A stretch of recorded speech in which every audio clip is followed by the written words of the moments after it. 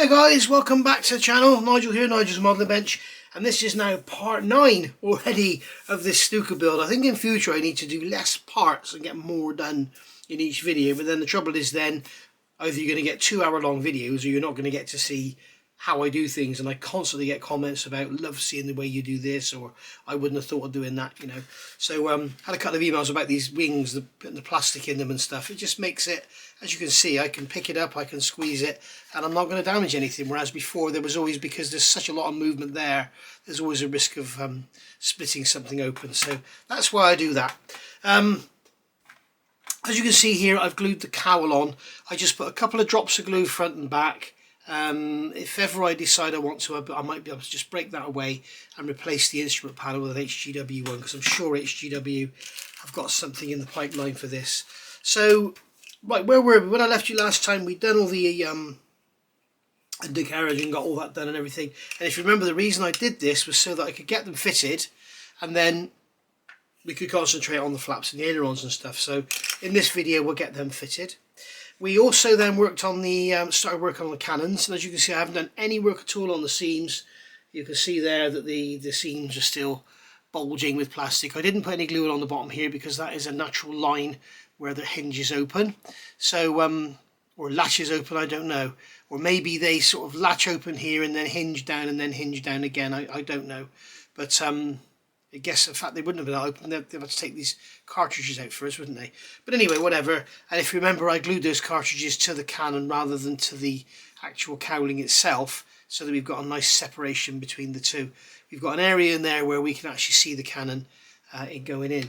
So here's my bag of goodies. Whenever I build a kit, this is what I always do, is the little bits and pieces and sub-assemblies always go into a little bag. Very carefully then just get the parts out, because there are some fragile parts in there. So we want these two. As you can see, there's the machine gun there. I think I showed you that painted, didn't I? That's done in dark iron. It's LP, what is it? LP It's one of the lower numbers. Which one is it? LP19, I think.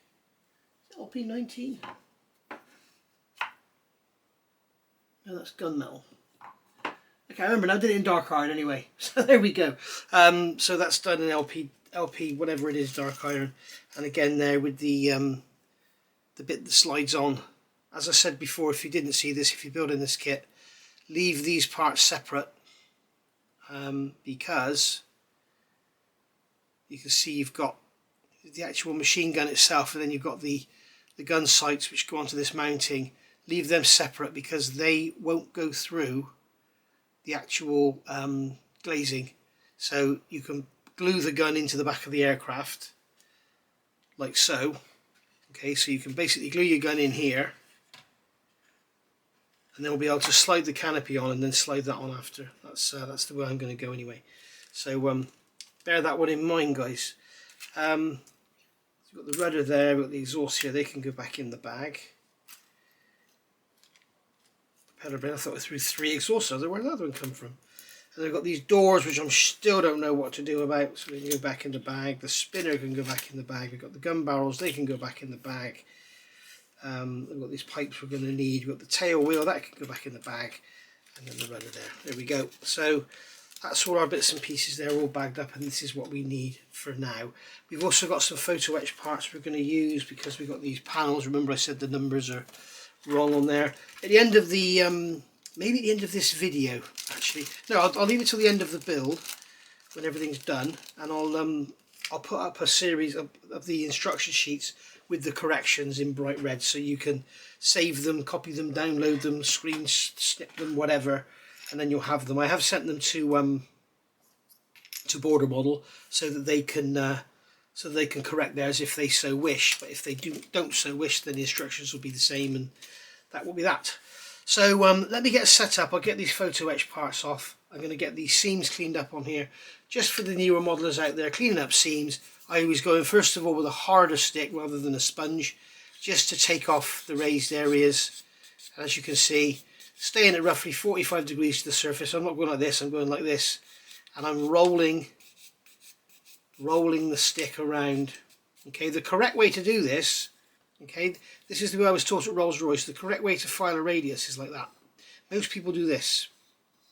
Yep, that is not, get that way for you. Most people do this. That is not correct. The correct way is to do that. But it's not easy when you've got the part in your hand. It's much easier when what you're filing or sanding is in a vise. So there we go. I'm doing this as well. I've got the computer screen to my left, and today is Saturday, and I'm watching the WRC live. And at the moment we're in between stages, so I'm filming this. But I've got the image that you're seeing on the camera in the computer screen in the top right hand corner, whereas normally I would have it full screen. And basically I'm able to, I've got the in-between bit, the break between the stages showing on the screen below. So there we go. And then we can come along with a sponge. I'll use, say this is the 1000 grit, and just gently sand away, being careful not to remove those latches, hinges, whatever they are. Let's go around the back end. Okay, so we've got the photo etch parts off. The way to tell if they're right or wrong is when you look at them, they have a rivet pattern on them.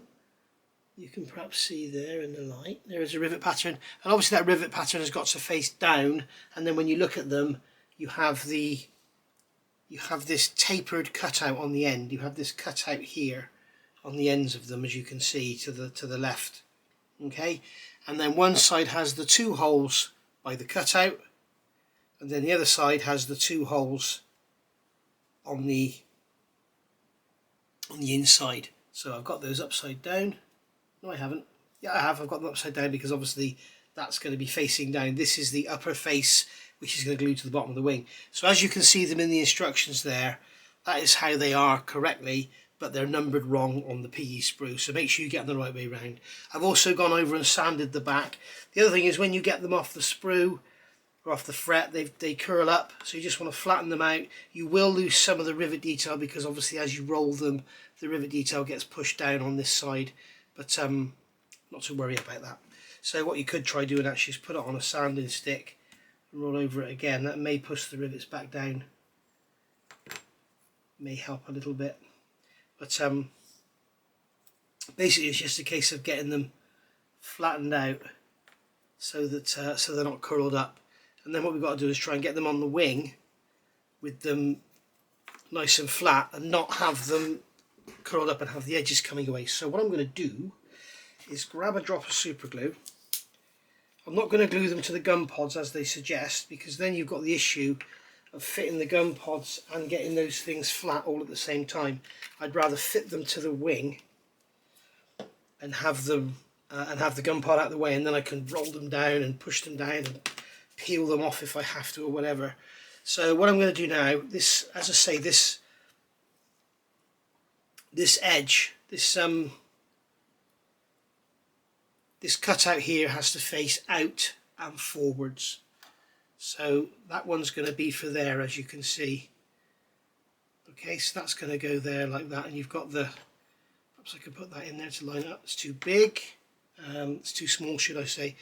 What I need to do is get something else to line it up. So let me grab some, where's my cocktail sticks? Let's grab a couple of cocktail sticks. There we go, perfect. That's one. That's the other. So as you can see, we can line it up perfectly like that. Okay, so we can take the cocktail sticks out,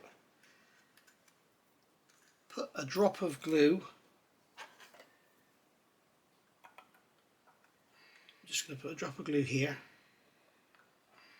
just to tack it in place. And then what I'm going to do is put this, that's the wrong one. I'm going to put this on the cocktail stick, put the cocktail stick through the other hole. Come on, hold that together like that. Put the sticks into the holes and just push that forward. And then we've got that glued on there and it's all lined up. It looks like the glue's dried, I was too slow. So what I have to do is put the glue in like so. And then push it down.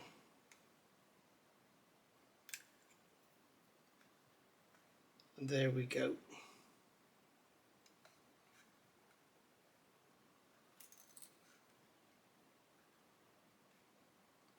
Yeah, that glue's just not doing anything. It's drying so fast. Oh. Let me get this done off camera and I'll come back. Okay, so the Rocket Hot, the fast drying glue was my enemy.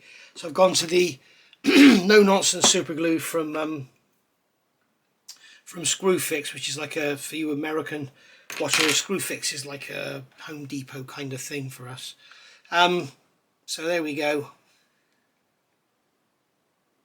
So I can just hold that in place there now, and the glue will take a longer time to dry, so we got more time to play with it. And I can just give that a twist, take that out, give that one a twist, take it out, there we go, and that plate will stay there. So now, to get these to hold down solid, what I can do is with my finger, hold that down. I'm going to take a curved blade, okay, and load the curved blade up in the thin super glue. It needs to be thin, it's no good trying to use anything thicker than extra thin. And then just basically push the blade into the corner and the glue will capillary under the plate. Okay, these need to be glued solid because remember we're going to be mounting our guns on them, or our cannons. And these are obviously just reinforcement plates. And what Border Model have done is cleverly done these. Just get a cotton bud, just roll a cotton bud over, that'll soak up any excess. And what they've done is cleverly done these in PE rather than have to mould it onto the wings, so they don't have to make a completely new tool just for the cannon covered version. So do the same on the end. What I'll do is make sure all the corners are sealed up, and that way then when it's painted it'll just look like a raised plate with a sharp edge rather than, you don't want it to look like a separate piece. Do you know what I mean? We want it to look like a plate that's been riveted on, sort of thing. Right, so this one's going to be a bit more challenging because we've got a bit of a gap there. So I'm going to leave the gap, let the glue go into the gap, and then push it down and squeeze it and soak up any excess. Just like so. Okay, and you can see that's the beauty of instant drying glue. It dries instantly. And then do the same here.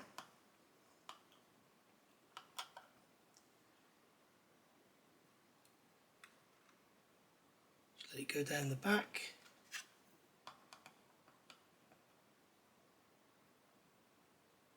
Same there. Don't worry if your finger sticks to it. As long as there's not too much there, it'll come easily. And then what we're going to do is clean this up with a fiberglass pencil in a minute. Okay, so that's that corner down. I need some more glue. This glue is spreading out. So let that capillary under there.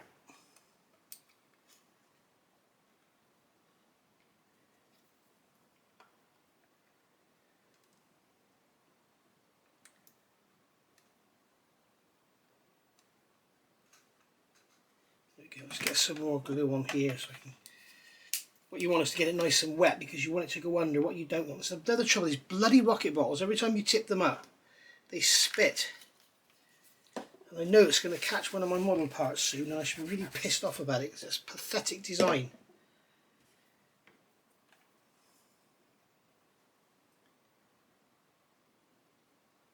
There we go. You want to get it wet because otherwise what you'll do is you'll have a little bit of glue on the outside edge which will stop anything else from going under. So you want it wet so that it can all chase under there. You can see it's drying pretty much instantly, which is what you want. It's the whole purpose of having extra thin glue. There we go. Just mop that up because we don't want to lose that panel detail on that access panel. And there we are. So that's down nice and flat, and then we can take a fiberglass pencil, just go around the edge and remove any excess super glue from the plate, and it also gives the brass a nice finish for the paint to stick to. Okay, so there we go. Now you can see we've got some excess super glue on there which is being a bit resilient, so we just scratch that off with the blade, and then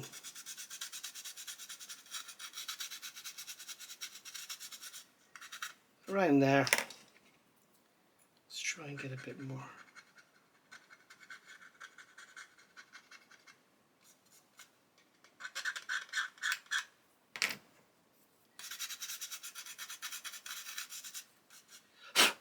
And now you can see we've got the panels on there.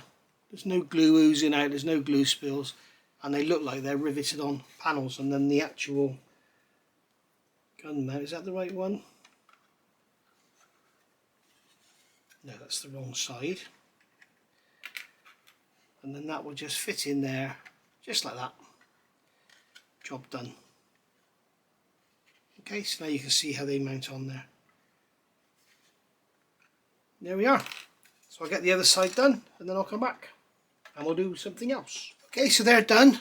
They're all on there now, and I've gone round with the fiberglass pencil and taken off all the excess super glue. So they're on there nicely now. So we've got our stiffener plates, and just to show how they fit, I think this is the right side.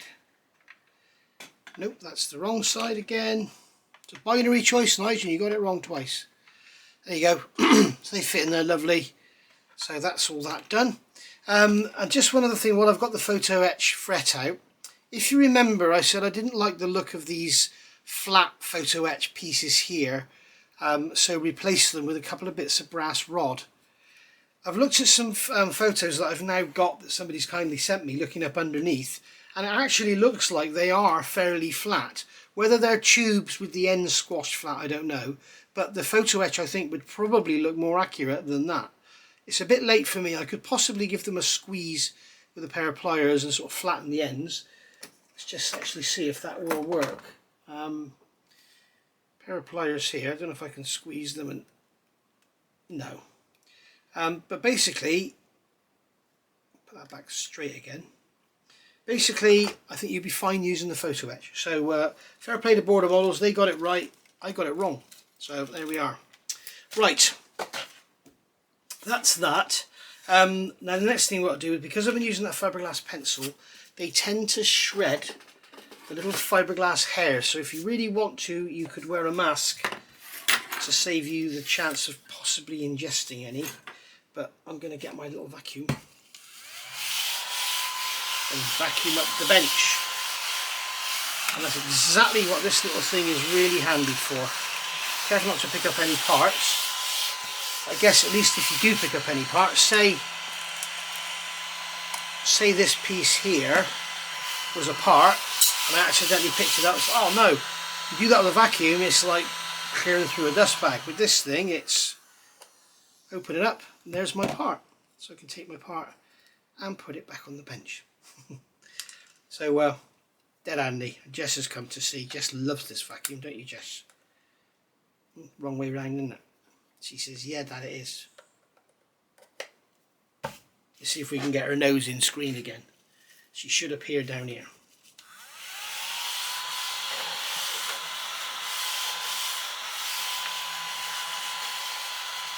Where's it? Where's it? Let's see. Where's it? Where's it? Come down here. Just see the nose. That's the nose. Right, that's it for now.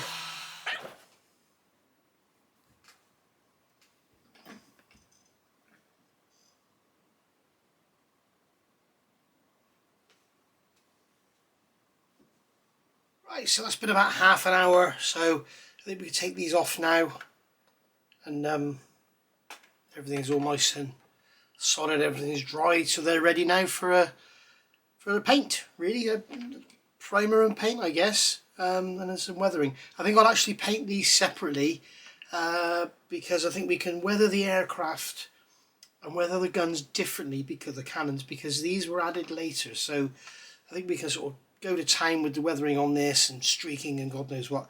But with the guns, I think we'll have them a little bit cleaner, perhaps a little bit of chipping and stuff. But I've also just noticed I put Mr. Surfacer around here, and it looks like I need to put some more on this side. We have a little bit of a sink in there just in front of my finger, you can see. So I'm just going to add a little more, drop more of Mr. Surfacer in there just to get that sealed in, and then we'll have to go over it at a later date with some Mr. Colour levelling thinners. Somebody suggested using alcohol to remove Mr. Surfacer on a cotton bud.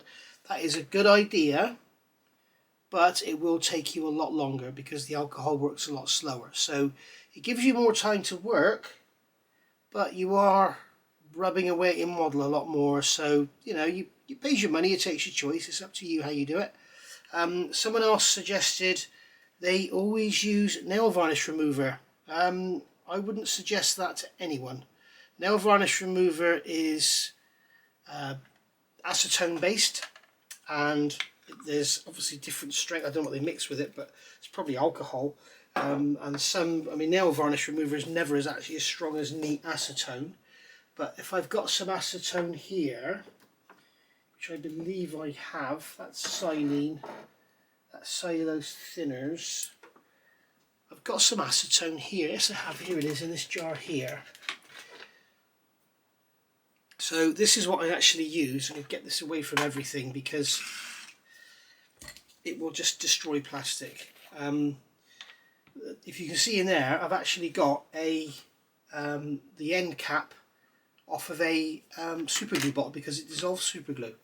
But I'll show you what it does to plastic. If I take a piece of sprue from here, let's take a piece. Actually, let's take a piece from here. Here we go. Let's take a piece of this sprue here. Okay, so cut that off there. Cut that off so we can get it into the jar. We'll just nip them off as well. And I'll show you what acetone does to plastic. Just put in that there. Just leave that for, I don't know, 20 seconds, 10 seconds, whatever. Doesn't need very long. And this is old acetone that has been used for cleaning paint and everything. But I don't know if you can see, but the plastic is actually coming off on my fingers, and you can see that it's becoming all sticky. You can see on there what it's actually done to it. It's dissolved the plastic, so I wouldn't recommend using acetone on your kit parts at all. You can see what it's done to the end there. Bits of plastic coming off. Yeah, just like it's been melted. So I would not suggest using acetone to remove Mr. Surfacer. You have been warned. Right, so what I want to do now is get these undercarriage legs on, but before I do that I'm going to deal with this seam. And if you remember, this seam here is the only one that's had any Mr. Surfacer in it. And there's a very, very slight step that you can just see there. If I can get the camera to focus on it, because it wants to focus on the wing. Focus on the bloody part that I'm showing you, camera. Okay, so you can see here there's a very slight step. What I'm going to do is come along with a pointed tool and pick up that panel line and scribe that panel line in a little deeper, because what's going to happen here is I am going to rub through the panel line, and if I don't deepen it first I will eradicate it. Now you may be wondering why I'm not using any of my fancy scribing tools. Basically, when you're in a tight corner like this and you don't have a free swoop, and also it's a radius, I prefer to use a point. I find it's much better because it doesn't have a cutting direction. It's like scribers always have like a point or a flat on them, like my Funtech ones, and it would come down here and it would want to just go straight. Okay, so I'd rather use a pointed tool that will go in and follow the radius of the scribed line that's there already. Okay, so there we go, that's in there like that. And then come around with that one there.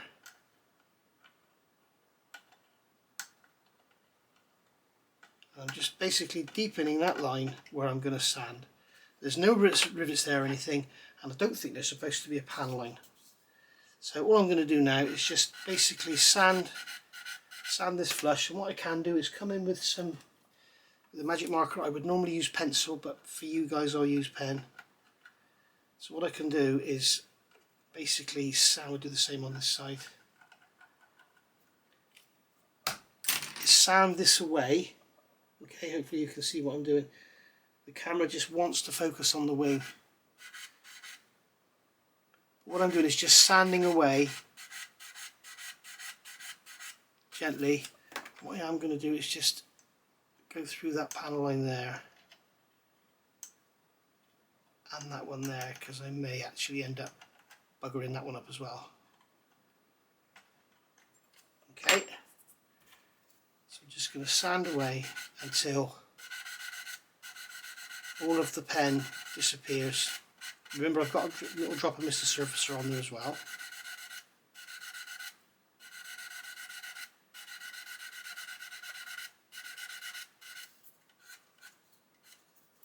There we go, that is pretty much it. Swipe over the front. Just going to check that line's still there, and it is. I'm still following round underneath. We've still got that line there. We've still got that line there.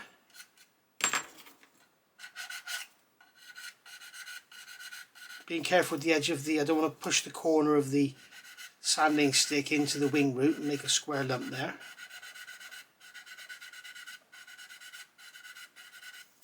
Okay, so there we go. And then I can come along with a sponge and sand into that wing root.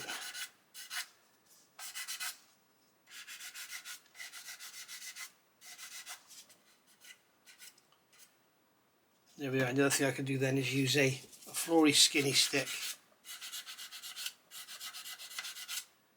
or skinny sponge should I say.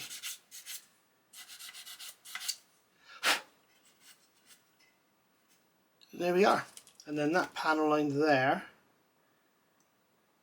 which was our wing joint, you just scratch that back in, make sure that one's still there, make sure that one's still there. And there we are, good to go. So hopefully the camera's focusing on that, so you can see now that's all nice and flush. So yeah, when you compare that to some Trumpeter and other kits, you know, that is just incredible. That is the only bit of work we've had to do on this whole wing fitting exercise. I'm just going to make sure I scribe that one in there. Hopefully the camera's focusing in there for you, and then I can just sand that away. I've got little Jess sat down here to my left hand side, and she's saying, "Are we going for a walk or what? You want to go walkies, Jess?" She's looking at me now.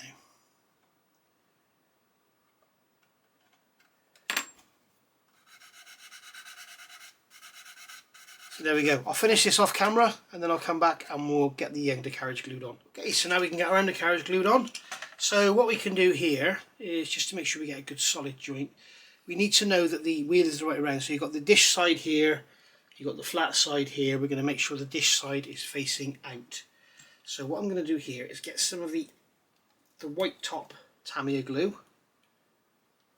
Okay, and I'm going to put it on the wing rather than, with this stuff, always put it in the hole rather than on the tab, because if you put it on the tab, when you push the part in, whatever that part may be, it will kind of wipe the glue off of the tab and ooze it out everywhere. So if you put it in the hole, okay, this is just a way of guaranteeing that we got some glue in around that tab, then you won't wipe the glue off as it goes in. Okay, so now they're tacked into place. So now what I want to do is come in with my extra thin and apply the extra thin in an area where it's going to be easy to sand down, and if it does make a mess, or if it does leave a mark behind, and I can always get in there easily and sand it. Now I think there's a panel line here, so this area is probably going to get some Mr. Surfacer around it anyway, and then the cotton bud treatment. Just applying this glue, get plenty in there. We want a nice strong joint. We don't want these getting snapped off. Also, we don't want glue oozing out, so we've got to be careful of that as well. If it does ooze out, just brush over the oozing out glue and it will go away.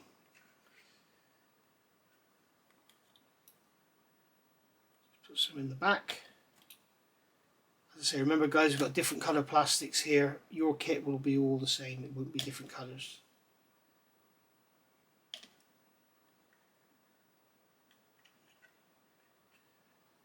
There we go. So they're in like that now, and they're quite solid, and I'm just going to let them sit for a couple of minutes, and then what I'm going to do is come back and square them up. Now I've got a square here.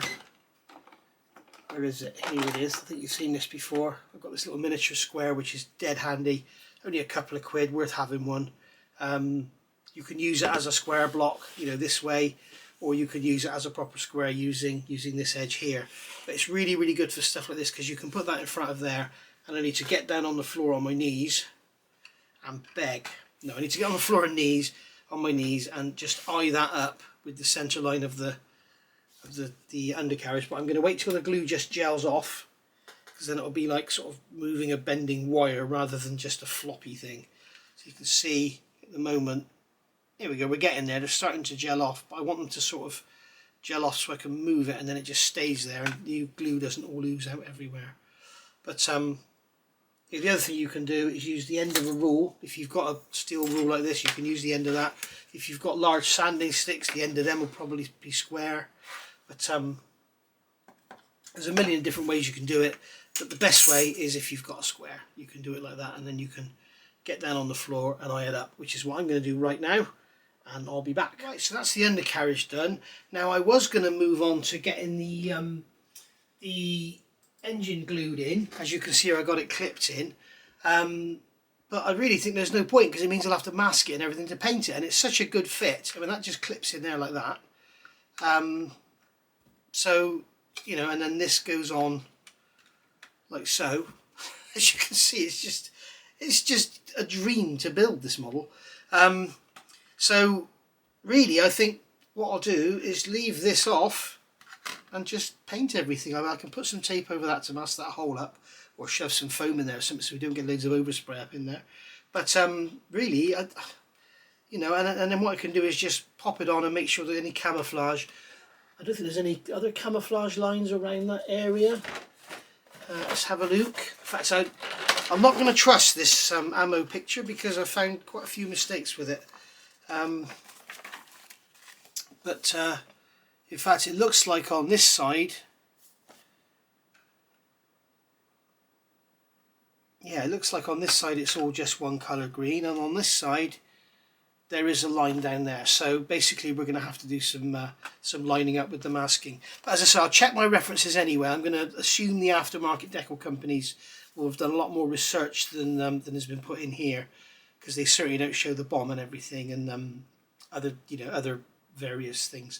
The other thing we need to do is look at getting that spinner painted. That's going to be fun. You'll enjoy that. I don't quite know how I'm going to go about getting the centre done yet, but I'm sure we'll get there. So, and the other thing is we're going to be painting all this yellow rather than using decals. It's, you know, in the under areas I will probably paint the blue and then mask off and paint the yellow, but in the areas where it's darker I will paint the yellow first and then mask the yellow and paint the dark. So in fact I may even do that underneath as well. So we can just paint the wingtips then and just go for it.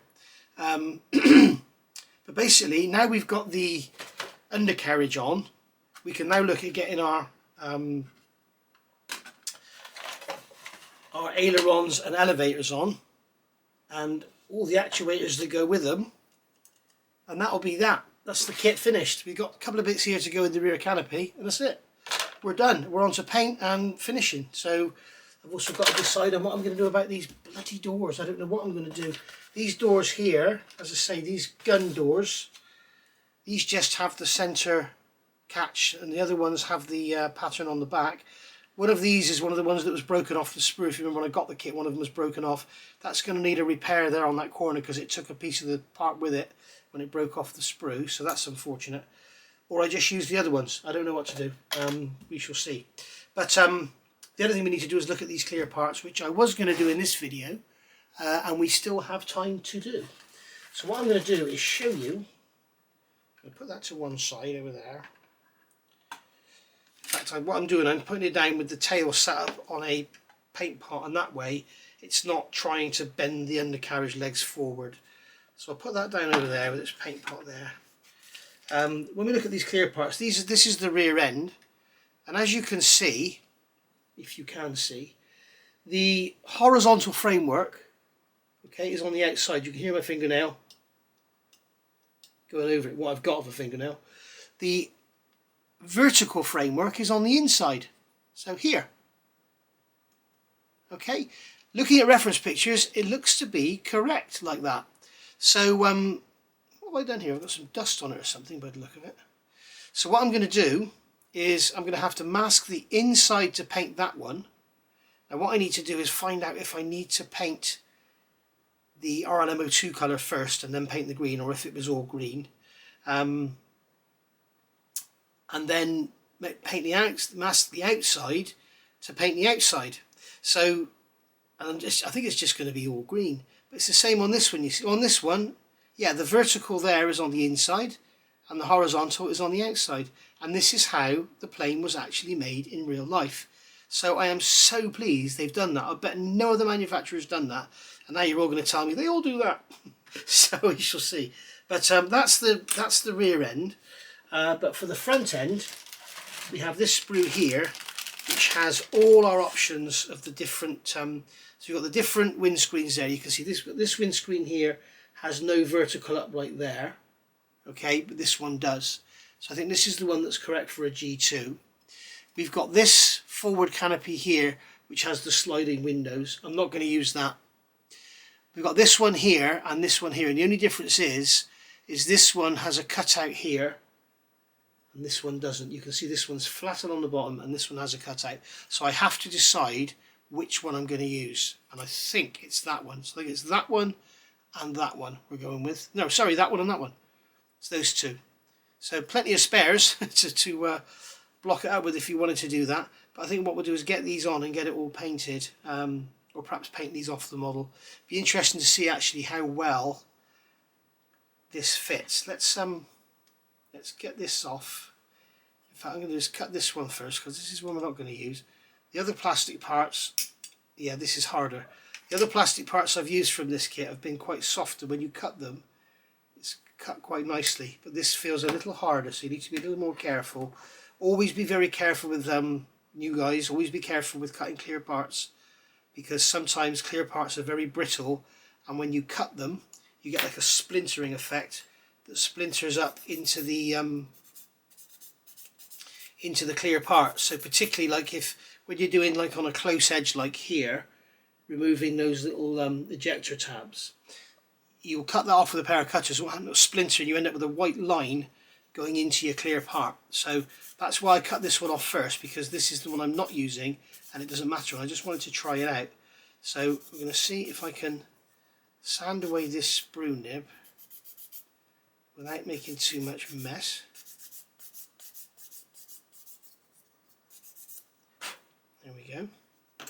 And then I'll leave those two back ones on, but what I will actually do when it comes to removing them, I will get my little micro saw out and use the fine edge of the blade, and I will come in and cut them off with a saw. Now somebody commented I haven't got the razor saw out on this kit yet, and I said no need. I lied. I'm sorry, I lied to you all. So we just cut that off like that, and the same with this one. As I said, I'm not being particularly careful because I don't care if I mess this one up. But basically that means that I haven't got any splintering going on. Okay, so particularly, I mean, a lot of these newer Chinese models, they don't tend to have the really hard clear plastic, but certainly your older Airfix and Revell kits, the clear plastic was extremely brittle. I mean, you just squeeze that out, it would crack. We can see now that's absolutely covered in dust, so that would need a wash before it was masked and painted. But what we can do is take away this tape here. I want to see how good this fits. And I'll bet it's awesome. Look at that. Look at that. No step down the edge, no step on the front. Absolutely perfect. And you also have to remember, guys, when you look at this, you've got gaps down the side here from the instrument combing. So what we need to do is spray this with RLM 66 grey first. Otherwise you're going to see a load of green when you look inside the cockpit. It's going to look horrible. So we need to spray that with the RLM 66 first around there, and then spray the green afterwards. Which we'll do all over the front anyway, because that's probably how it would have been. The rest of the canopy, I think, because it's all separate and then laid up afterwards, I think it would be all green. I'll have to do some research. But that fits lovely. And then when we put the nose on, we can see we've got this. It's starting to properly look like a Stuka now. Looking really good. Really pleased with this model. Really, really pleased with this model. So there we go. So I'm going to get those clear parts off, get them cleaned up, and then we'll have to start looking at masking and getting them painted. I think there's two sections. I think you've got the windscreen and the centre section will be glued on. I think the rest of it is going to be left loose, and I want to leave it all loose anyway because I want to get in there, get these seats out for when the HGW belts turn up. So there we go. So how long have we got left? We've still got 14 minutes. So I'll get some cleaned off and then we'll get them dry fitted and see how they fit. Okay, so I'm back. These canopy, these clear parts, they have lots of, let me show you on these. They have a lot of these ejector tabs you can see on here. These tabs sticking out of the ends, and they've got to be cut off. Take your time, guys. This is, don't sort of, you know, if someone's saying, oh, your tea's going to be ready in 10 minutes, don't start thinking, oh, I'll just get this done before I go and have my tea, or if you've got to go to work or whatever. Stop. Do it when you've got plenty of time in front of you. This has just taken me probably 35-40 minutes to do this. It's worth doing. And a package delivered then. Right, so now we've got these parts off. As I say, take your time.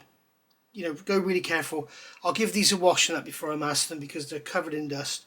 But as promised, let's see how they fit. So we'll put that one in there. And that fits in there like a dream. And what I'm going to do is grab a little tiny bit of masking tape. Where's the 6mm? Here it is. I'm just going to grab a little bit of masking tape and just stick it across the front here. And then when I put that down, I can push that down and that'll hold it in place because they have no positive location. Then this one here is going to fit on, and that goes up against that, and you can see it fits beautifully. This one here goes behind it, so that one there is going to get glued in. Okay, and then this one here fits behind that. Now that's not supposed to fit in there because this one slides back, okay, to give access for him to get out, and this one I believe goes up and slides back, and that's why it's got that cutout in it for the antenna. Now the trouble is it won't slide back. It won't slide back over that one, so you have to build this with the canopy shut, unless one of these other canopies has the room inside it. Nope. No, so you have to build this with the canopy shut. You can't build it with the canopy back, okay, because it won't go over it. So they haven't given you the option of building it with the canopy slid back. So that's a shame, but you know, hey ho, that is the only issue with the whole bloody thing. Then that's it. So I'll just try and hold that in place with my finger so you can see how it all looks. And it all fits absolutely beautifully. It fits into the fuselage, it fits into the it just fits beautifully. So basically then this one here, which doesn't have the cut, these two here, this is the one with the sliding window and this one without the sliding window, without the cutout in the bottom, they won't physically fit. So there we go. So that is your option. So you've got a choice of having that one or the canopy with the upright there. okay, which I don't think this one should have. And then you got that one there, you don't have a choice, and then these two here. So your only choice really is the windscreen. So, and that's got an armour plate to go on it as well, I believe, which is on this sprue here. Yes, there it is there. That's the armour plate going to go on. So we'll probably get that on before we do any painting actually. So there we are, guys. So that is 10 minutes to go, which means we're at about 50 minutes. So what I can do is start masking up these canopies. I think what I'll do is do the inside first and then do the outside after. So in a way, doing it this way makes life a lot easier, because it's just straight strips around the inside and then straight strips along the outside. You haven't got any corners to cut into. You obviously have down here in these outer corners here, but these corners here you have no corners to cut into. Now I'm wondering if it would be worth, if you want to go down the super detail route, putting some archer rivets along the outside, because obviously you would have rivet detail where it comes through the perspex or the plexiglass or whatever it is. But it would be nice. It would be nice to have those rivets on the outside. Maybe add the rivet detail with a punch or something. I don't know. But be very careful, because as I say, clear parts tend to be brittle and you don't want to go breaking them. So there we are. So that's how that all fits in, and it's looking really, really gorgeous. And when we put the nose on, there we go. It's now unmistakably Stuka, as you can see if I pick it up like that. Put my finger on there to hold that in place. There you go. It is now unmistakably Stuka. So as normal, I'll put some photos up and we'll go from there. So I'll see you next time, guys. Hang on, I'm not going to end this video here. I'm going to do a bit more. So there's the clear parts. You can see them on there, looking all lovely, looking very Stuka-ish and falling off. So I'm going to take those off now and put them to one side. So I don't want them to get damaged, so I'll put them over there. In fact, I will put them in a bag. So I'll grab a plastic bag. No, I won't, because I'll put them in a bag, they'll all be rubbing against each other. Put them over there out of the way and then he won't get damaged. So we've got our plane here now. Take the nose off. So now I've got the undercarriage on, everything's all vertical, everything's all nice and set, all level this way as well. What I'm going to do is have a look at these ailerons and flaps and co. So we'll get our manual here. So we'll get all our part numbers and everything, because now I've corrected the manual. All is good, all is well with the manual. There we go, we're looking at option 2 because we're doing the G2 version. So here's the sprue with all our bits and pieces on. So the actual G1 version uses A13 and 19. So that's those two there. No, 13 and 19 are the two shorter ones, of course they are, duh. So I'm going to get those off the sprue now, because we don't want them and then we won't accidentally use them. So we'll get those out of the way and we'll put those in the box.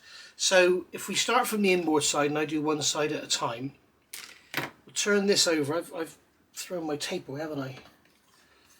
Which was a stupid thing to do. So we get a piece of tape like that, and then we get a longer piece of tape like this, and I'm going to put that piece of tape in that one there, and then put this piece of tape over there like that, and then that'll protect that from rubbing the paint off. So in fact it doesn't even touch anymore. Yes it does. So there we go, so that's like that. So what we can do now is concentrate on this area here. In fact, what we need to do before that is get that Mr. Surfacer off of those radiator cowls. So we'll get that off. I'm going to sneeze. That's better. Right. So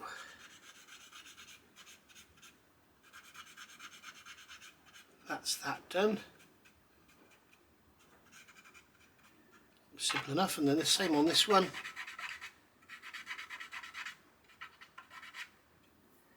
And then rub away there.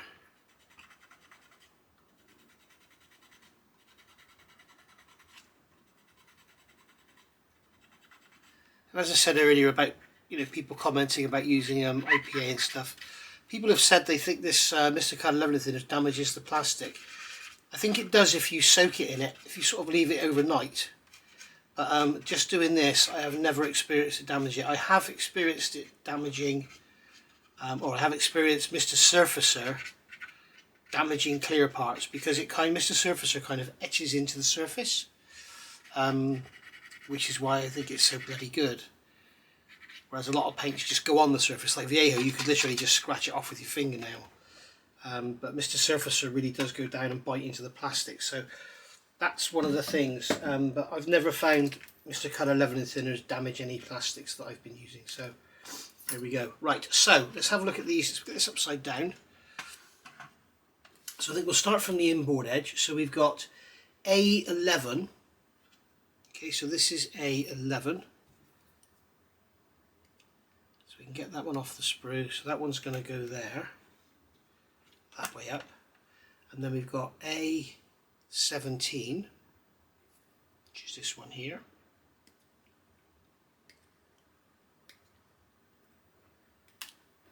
Okay, and that one's going to go like that. And then we've got, on the outside edge, we've got A18, which is going to be the longest one, which is going to go like that. So there we are, so that's those taken care of. And then we've got our actuators. So we've got the inside edge one is going to be H8, which is the shorter one. That's there. And then we've got two H10s. It's got one there, one there, one there, one there. And then we've got these two little pieces on here which are H1. Now I'm tempted to not fit them yet, because as you can see they're quite long. These are the counterbalance weights, and I think they're going to get broken off, so I think I might leave them until after we've painted and weathered. So we'll leave that for now. So that's that. By the way, if you go to the Border Models Facebook channel, they now have a completed build of this kit on their page, so you can go and see that there. They've done it in the other scheme, not the scheme I'm using, and I've noticed it's got the guns and the bombs and the bomb fitted to it, so it's not actually accurately correct, but you know, some may say who cares. Right, so I'm going to get these bits cleaned up and then I'll come back and we'll get them glued on. Right, let's get this show on the road. So I've got the instructions here to my left. I haven't got them on the screen because it messes up all the white balance. Be very careful when you're sanding all this. There's lots of lovely little bits of raised rivet detail and stuff, and you want to be careful you're not destroying it when you're sanding. So be a little bit careful of that. But all in all, it's really, really nice. It goes together lovely. That's going to sit in there like that. This actuator, the little one which is H8, is going to sit in there, and as you can see that clips in there. Lovely. And what I'm going to do is fit that first. I'm just going to put a drop of quick setting on there, and then I can come around here, hold this little flap in place with that actuator in there, and then I can put a drop of glue in there, and I can put a drop of glue on there. And because it's quick setting, I should be able to let it go in minutes. Just get it all flexed into the right position.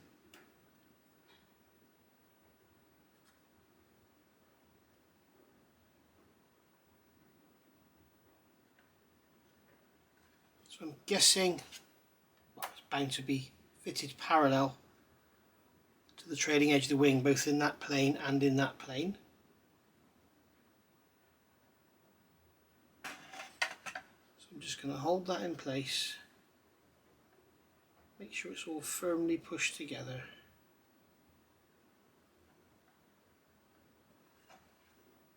And there we go. And before that fully sets, I want to go on and get the next one on,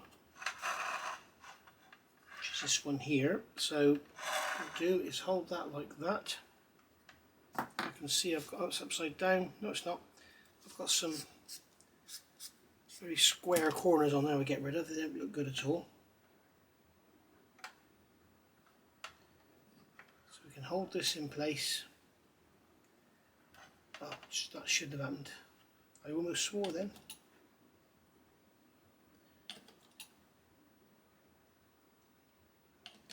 This is one of the troubles with video building. You have to do it on the screen so you can see it. Normally I'd be doing it up here, which is no good to you whatsoever. So I grab a pair of tweezers, wherever they may be. I've put them away.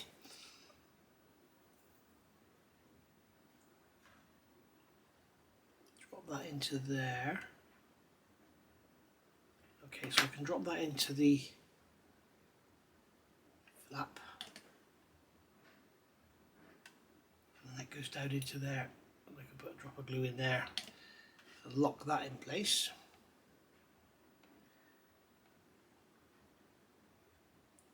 Okay, so that's all in and fitted. I'm going to pull that one up so that it's parallel. You can see this inner one's going to be very flimsy and very easy to break off because it's only held on by that little point there and that little actuator rod, so we should have to be a little bit careful with that one.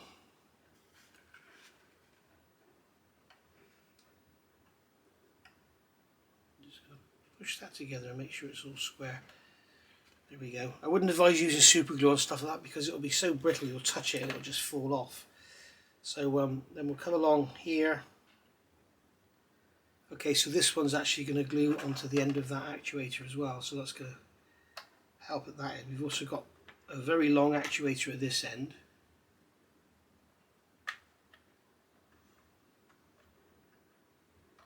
So I'm just going to sand off a little bit of material from there.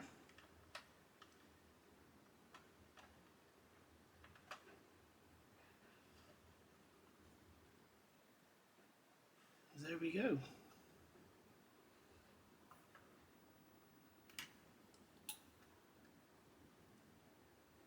Just get some glue in there just to hold it in place.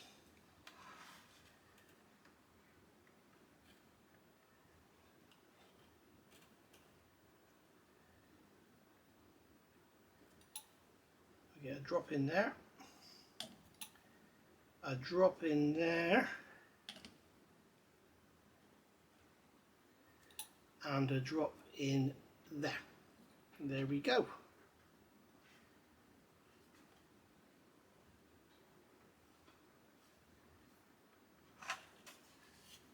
So more than happy with how that looks. And then before any of that glue dries, I want to get this actuator in here. Oops. Flick away.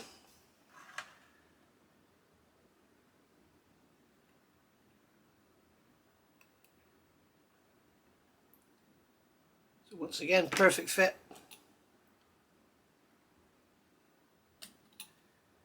Drop a glue in there, drop a glue in there.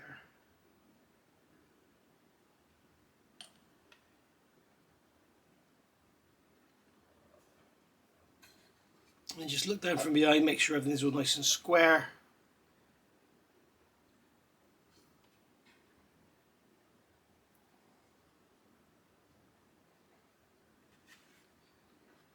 Get those all leveled up.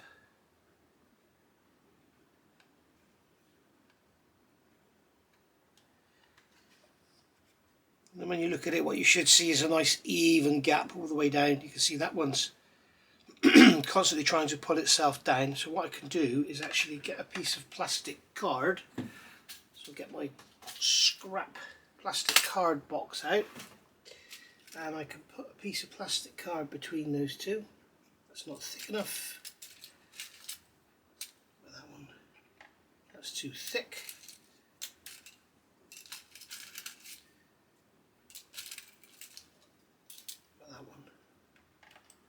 If I put a piece of plastic card between these two, that'll stop them wedging themselves back together, and then it can all set like this. So just to make sure we get a nice solid joint, but another little drop of glue on there, and that'll penetrate what's already there. and then kind of re-weld it.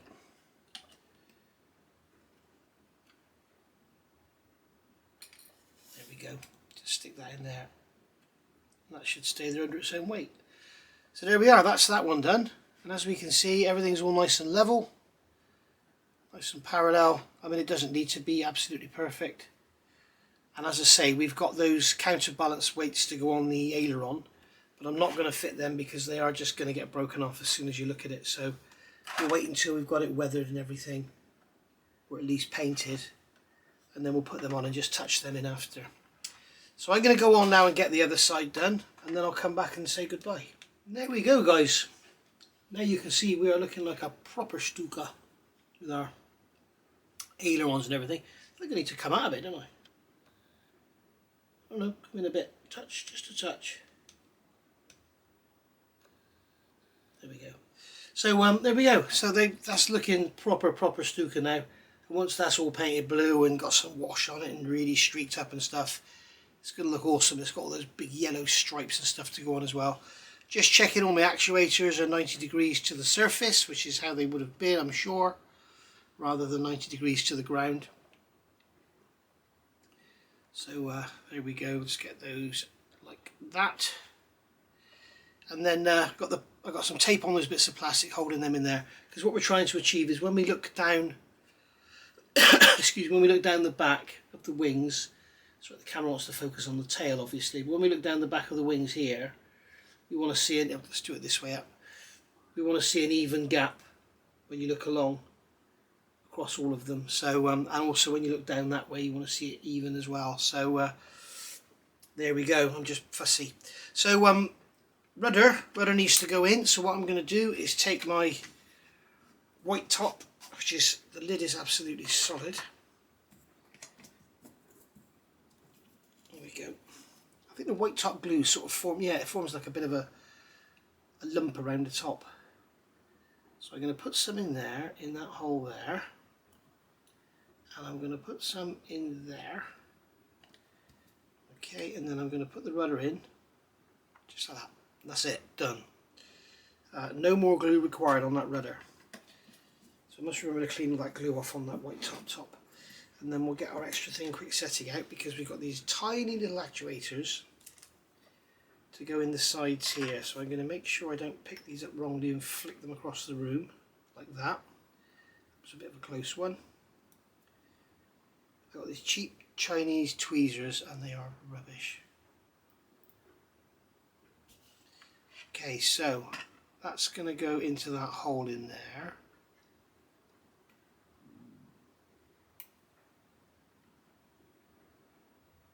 That's going to pop down in there. So drop of extra thin in there and a drop in there, and that'll keep us going. There we are.